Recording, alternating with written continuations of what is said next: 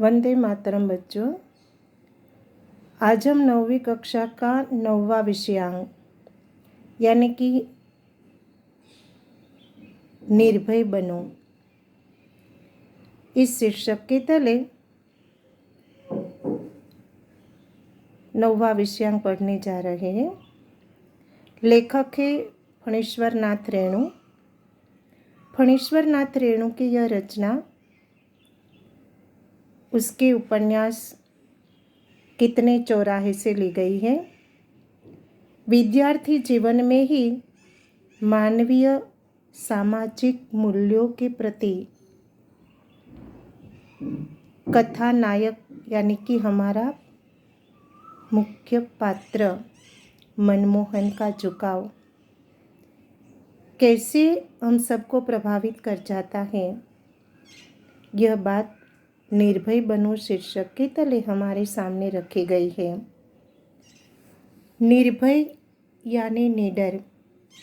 निर्भयता बहुत बड़ा गुण है। बचपन से ही इस गुण का विकास होना चाहिए। और इस उपन्यास में यानी कि कितने चौराहे उपन्यास का एक अंश, जिसमें 9वीं या 10वीं कक्षा में पढ़ने वाले छोटे से बच्चे किस तरह अपने जीवन में मानवीय सद्गुणों का, सामाजिक मूल्यों का गठन करते हैं, यह बात बताने का प्रयत्न किया गया है। पात्र सब स्कूल में पढ़ने वाले छोटे से बच्चे ही हैं और सभी बच्चे मिलकर किस तरह सन्यासी आश्रम के लिए अनाज इकट्ठा करते हैं, किस तरह बीमार लोगों की सेवा करते हैं और किस तरह मिलजुल कर सब एक दूसरे का भय दूर करके उसे जीवन में निर्भयता प्रदान करने का प्रयत्न करते हैं। यह बात बड़ी बखूबी से जताई गई है। हमारा प्रिय पात्र है प्रियोदा, जो 10वीं कक्षा में पढ़ता था। वास्तव में हम सब मानते हैं कि 10वीं कक्षा में पढ़ना यानी कि सब कुछ भुलाकर सिर्फ पढ़ाई में ध्यान देना। हम न तो कहीं पर आ जा सकते हैं, न किसी के साथ बैठकर बातचीत कर सकते हैं, या न कभी से किसी से मिलजुल सकते हैं, क्योंकि हमें कहा जाता है कि अपनी पढ़ाई में ध्यान दो। आप 10वीं कक्षा में पढ़ रहे हो, पर यहाँ पर यह प्रियव्रत 10वीं कक्षा में ही पढ़ रहा है, पर वह किस तरह अपने स्कूल के समय के बाद अपनी पढ़ाई पूर्ण करके सप्ताह में एक दिन, छुट्टी के दिन, किस तरह सबकी सेवा करने निकल जाता है। अपने मित्रों को इकट्ठा करके छुट्टी के दिन आश्रम वासियों के लिए अनाज इकट्ठा करते हैं। मोहल्ले में या अपने मित्र में या पाठशाला का कोई शिक्षक, कोई भी अगर बीमार हो तो उसकी सेवा करने निकल जाते हैं। तो यह 10वीं कक्षा में पढ़ने वाला छात्र प्रियोदा और उसके साथ जुड़ी हुई उसकी टोले यानी कि जो मिलजुल कर सभी मित्र इकट्ठा होकर काम करते थे, वह सब जो सेवा का काम कर रहे हैं, वो हमें प्रभावित कर जाता है।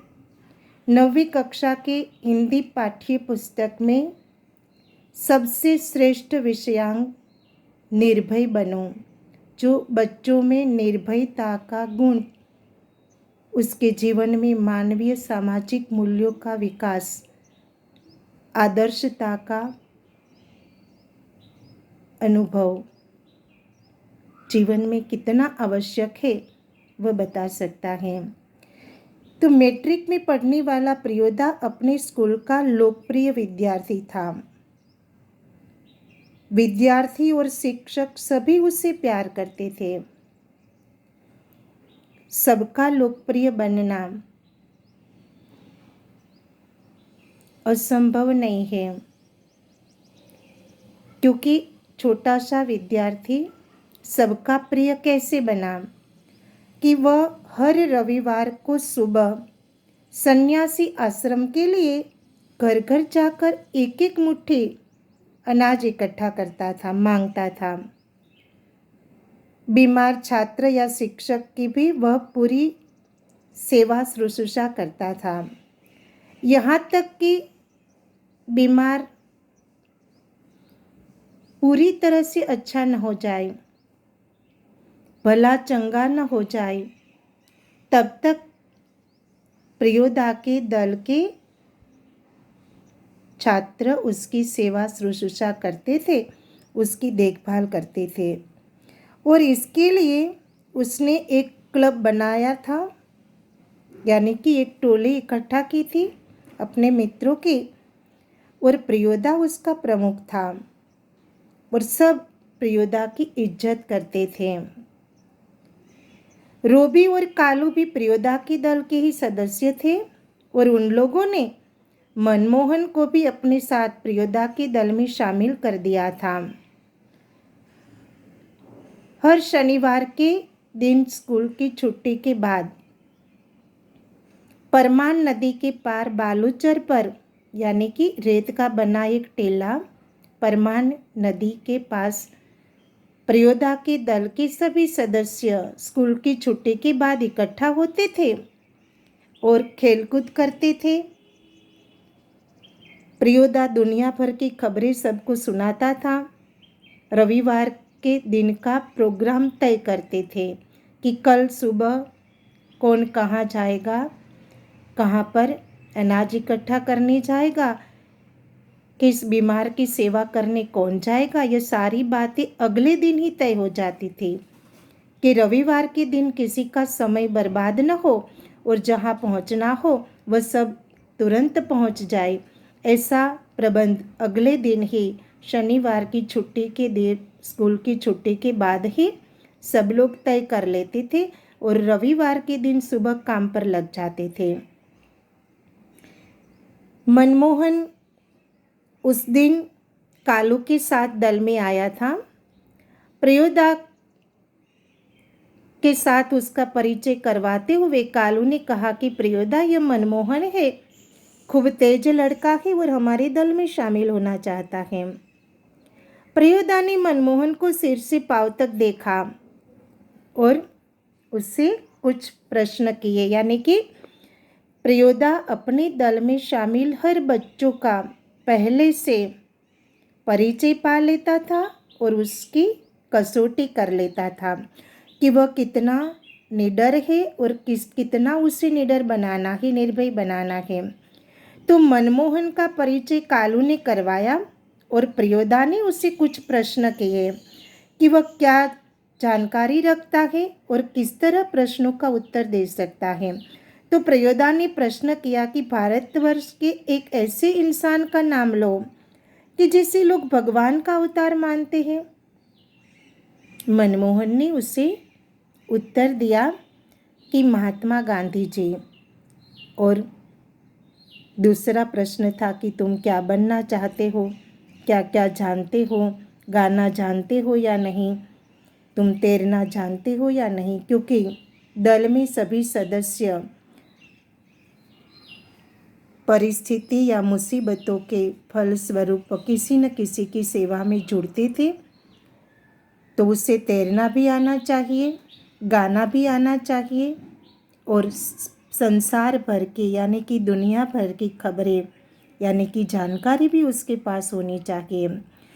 मनमोहन ने बताया कि मैं पढ़ लिख कर वकील बनना चाहता हूँ। सब लोग हंसने लगे, पर प्रियोदा गंभीर हो गया, क्योंकि उसने सोचा कि यह छोटा सा लड़का भी अपना ध्येय, अपना लक्ष्य निश्चित रखता है, वकील बनना चाहता था और उसके लिए वह प्रयत्न भी कर सकता है, क्योंकि जीवन में लक्ष्य हो, ध्येय हो, तभी हम उसे पूर्ण करने का प्रयत्न करते हैं। मनमोहन भी एक ऐसा ही लड़का था कि अपने जीवन का ध्येय निश्चित रखता था और वह ध्यान भी दे सकता था। बीमार लोगों की सेवा करना भी जानता है या नहीं, यह प्रश्न किया। हैजा यानी कि उसके बारे में मनमोहन डरता था। उसका नाम सुनते ही उसे डर लगा, पर उसने कहा कि वह भी हो जाएगा। गाना जानते हो? तो प्रियोदा ने कहा कि तुम गाना जानते हो? तो मनमोहन ने कहा कि जी गाना भी जानता हूँ। तैरना नहीं आता? तो प्रियोदा ने अपने ही दल के एक सदस्य, जिसका नाम था सूर्य नारायण, जो सबको तैरना सिखाता था, तो सूर्य नारायण को कहा कि सूरज मोना को तैरना सिखा देना, वह तैरना नहीं जानता। सूर्य नारायण ने कहा कि वह सीख जाएगा, एक दिन उठाकर पानी में फेंक दूंगा, खुद तैरने लगेगा। यानी कि सभी सदस्य हंसी मजाक के साथ साथ अपने दल के सभी सदस्यों को निर्भय बनाने का प्रयत्न करते थे। सूर्य नारायण पढ़ने में कमजोर था, पर शरीर उसका मजबूत, क्योंकि रोज 100 दंड बैठक करता था और इसी से सभी साथी उसे सूरज पहलवान कहते थे। उसको दल के सभी सदस्यों को तैरना सिखलाना उसी का काम था। उस दिन सभी ने नए सदस्य मोना यानी कि मनमोहन से गीत सुनने की इच्छा प्रकट की। मनमोहन पहले तो कुछ लजाया, किंतु जब प्रयोदा ने आग्रह किया तो उसने गला साफ किया, यानी कि गीत सुनाने का प्रयत्न किया, गीत गाया। उसने शुरू किया कि राम रहीम न जुदा करो भाई, दिल को सच्चा रखना जी। मोना का गीत था राम रहीम न जुदा करो भाई, यानी कि धार्मिक एकता को प्रदर्शित करता हुआ मोना का यह गीत कि दिल अगर सच्चा हो तो सभी धर्म राम और रहीम एक ही है, उसे जुदा करने की ज़रूरत नहीं है। जब मोना का गीत समाप्त हुआ तो प्रियोदा ने उसकी प्रशंसा की, कहा कि गला तो बहुत मीठा है और प्रभात फेरी वाले दोनों गीत मोना को सिखा देना, क्योंकि सभी बच्चे प्रभात फेरी यानी कि सुबह प्रभात फेरी निकालते थे, गाते बजाते गांव में निकलते थे। प्रभात के समय उसे प्रभात फेरी कहा जाता है और उस समय गीत गाए जाते हैं और वह दोनों गीत मोना को सिखा देना, ऐसा कहा प्रयोदा ने कालू से। उससे आगे सूरज पश्चिम की ओर झुक गया, यानी कि संध्या होने का समय होने लगा। बालूचर पर लाली उतर आई, यानी कि संध्या का समय हो गया। सूर्य अस्त होने लगा। परमान की धारा पर डूबता हुआ सूर्य झिलमिलाने लगा। सभी पक्षी दल बनाकर अपनी अपनी घोंसले की ओर लौट रहे थे। प्रयोदा की दल के सदस्य भी पंक्ति बांधकर लौटे। पुल के पास यानी कि नदी के पास पहुँचे थे कि एक गाड़ीवान वहाँ तन्मय होकर गीत गा रहा था, जो विद्यापति का एक गीत था, उसकी एक रचना थी। वह गाड़ी वाला गा रहा था तन्मय होकर, यानी कि मग्न होकर, और सभी प्रियोदा के दल के सदस्य भी उसके साथ सुर से सुर मिलाकर गाने लगे। और विद्यापति की यह रचना जो गाड़ीवान गा रहा था, सूरज भी उसमें सुर मिलाकर गाने लगा। सभी लौट रहे थे कि बालूचर के उस पार से किसी ने फायर किया। एक पक्षी बालू पर गिरकर छटपटाने लगा, यानी कि आकाश में उड़ने वाला पंछी गाता उड़ान भरता कितना सुंदर लगता है, पर इंसान की महत्वाकांक्षा या उसके मनोरंजन या अपने पेट की भूख मिटाने के लिए निशाना लगाकर उस गाती उड़ती पंछी को एक ही पल में ढेर बनाकर गिरा देते हैं। धरती पर गिरा हुआ पंछी छटपटाता है, न उसमें कोई रंग, न कोई सुंदरता, न कोई गान बजता है। रक्त से सने हुए पंखों के साथ, टेढ़ी गर्दन के साथ वह छटपटाने लगता है।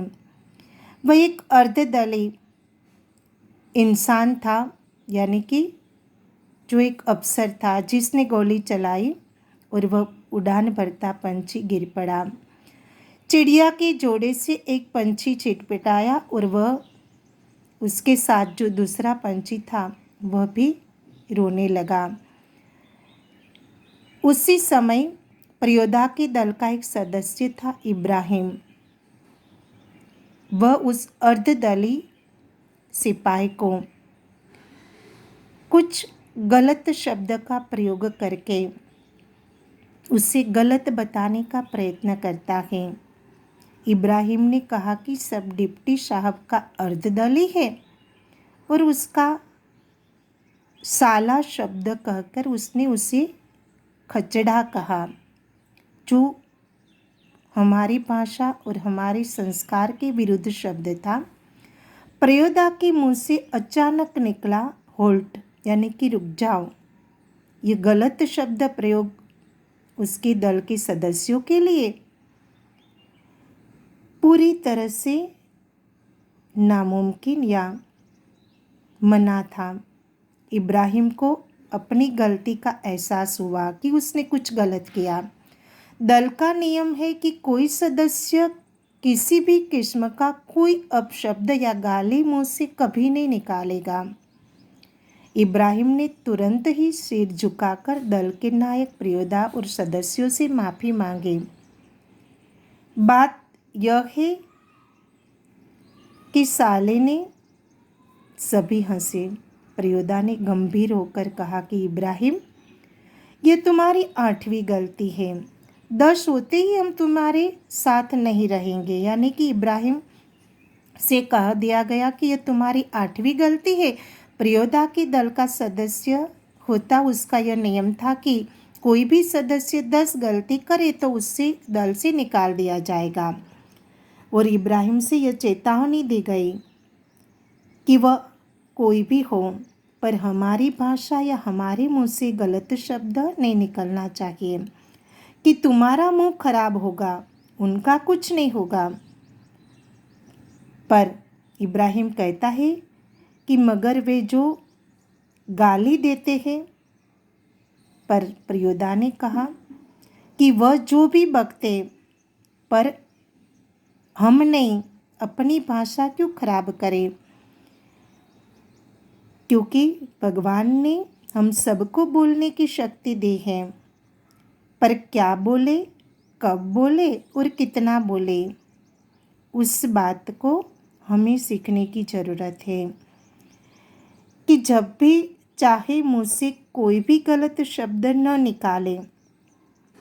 छोटे से बच्चे, 9वीं 10वीं कक्षा में पढ़ने वाले बच्चे यह रूल्स बनाते हैं कि अपनी दल का कोई सदस्य अगर गलत बात बोलेगा तो उससे दल से निकाल दिया जाएगा, और वह एक छोटे से अपशब्द को भी खराब मानकर मुंह से नहीं निकालना चाहिए। इस तरह वह तय करते हैं कि वह हमारी भाषा हम क्यों खराब करें। अगर हम गलत शब्द का प्रयोग करेंगे तो हमारा मुंह खराब होगा, हमारी भाषा बिगड़ेगी, उसका कुछ नहीं होगा। तो सब लोग इसी तरह इब्राहिम को याद दिलाते हैं कि ये तुम्हारी 8वीं गलती है। 10 होते ही हम तुमसे बात नहीं करेंगे, तुमसे निकाल देंगे, बस बात खत्म। ऐसा कर कर प्रयोदा ने उसे याद दिलाया। सब लोग आगे बढ़े, एक दूसरे से विदाई ली। कालू ने कहा कि मोना, तू रास्ते में डरेगा, मैं जानता हूँ, चल मैं तुझे पहुँचा दूँगा। यानी कि मोना अभी नया नया दल में शामिल हुआ था और इसलिए सभी सदस्य जब घर जा रहे थे तो कालू ने कहा कि मैं तुम्हें घर पहुँचा दूँगा। पर प्रयोदा ने उसे रोकते हुए कहा कि मोना डरता है, मैं उसे पहुँचा दूँगा, तू घर जा कालू। यानी कि प्रयोदा मोना का डर दूर करना चाहता था।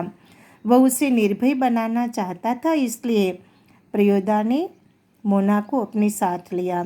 सड़क के दोनों ओर बड़े बड़े पीपल के पेड़ थे और दोनों बहुत दूर तक खंडहर और मैदान दोनों ओर थे। पास के एक उजड़े हुए मकान की ओर इशारा कर प्रयोदा ने मोना से कहा कि मोना, जानते हो कि इस घर में कभी मुर्दों की चीरफाड़ होती थी? पोस्टमार्टम हाउस है यह, और इसीलिए लोगों को डर है कि आसपास के पेड़ों पर भूत पिशाच किलकिल करते रहते हैं। मैदान में प्रेतनियाँ नाचती हैं और संतालिया यहाँ पर झुंड बांधकर नाचते हैं। क्यों डरने लगा? अकेले यहाँ आ सकता है? जी नहीं, मोना ने कहा। तो प्रयोदा हंसने लगे और बोले कि देख मोना, भूत प्रेत ऐसे आदमी को कभी नहीं तंग करता जो 10 काम करता हो, 10 काम और देश के लिए काम करता हो। तुम्हारी उम्र में मैं भी डरता था।